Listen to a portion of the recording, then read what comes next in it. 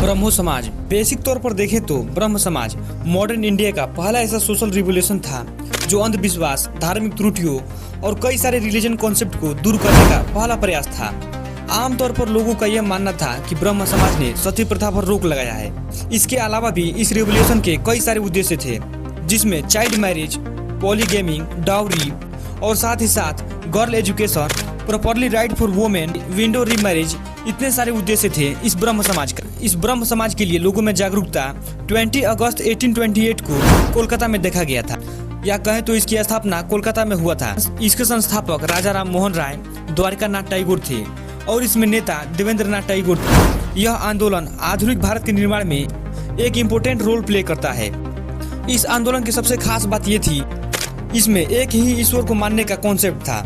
राजा राम मोहन राय का कहना था कि इंसान को पत्थरों में परमात्मा ढूंढने से पहले खुद के अंदर के परमात्मा को ढूंढना चाहिए। इन सारे रिलीजन कॉन्सेप्ट से हिंदू इनको एंटी हिंदू कहने लगी। इन्होंने बस कुछ चंद लोगों को लेकर एक अंधविश्वासी मेजोरिटी समाज के अगेंस्ट खड़े हो गए थे। इन्हें अपने परिवार के अगेंस्ट तो तब जाना पड़ा जब 1811 में इनके बड़े भाई की यंग एज में डेथ हो जाती है। इनकी 17 साल की भाभी अलक मंजारी को सोशल प्रेशर में घर वालों ने जिंदा जला दिया और पंडित पुरोहितों ने पास खड़ा होकर सती सती का नारा लगाने लगे। सती प्रथा के कंसेप्ट को कई बार बैन किया गया, जैसे 13वीं सेंचुरी में मोहम्मद बिन तुगलक द्वारा बैन किया गया था। मुगलों में भी लगभग सारे रूलर ने बैन कर रखा था। इसमें अकबर, जहांगीर, शाहजहां और यहाँ तक कि औरंगजेब ने भी इस प्रथा पर बैन लगा रखा था। फिर भी इनलीगल तरीके से इस प्रथा का पालन होता था। इसके बाद 1820 में राजा राम मोहन राय ने एक आर्टिकल छपवाया जिसमें विलियम कैरी ने इनका साथ दिया। यह एक पहला ओपिनियन था सती के अगेंस्ट। इन आर्टिकल के अलावा जब भी मोहन राय किसी की मौत की खबर सुनते थे तो फौरन शमशान पहुंच जाते थे उस विधवा की जान बचाने और फैमिली को कन्विंस करने। इतनी जागरूकता के बाद 1829 में बंगाल के governor general Lord William Bentinck ने सती के अगेंस्ट एक रूल पारित किया, बंगाल सती रेगुलेशन एक्ट 1829, और सती को पूरी तरह बैन कर दिया गया।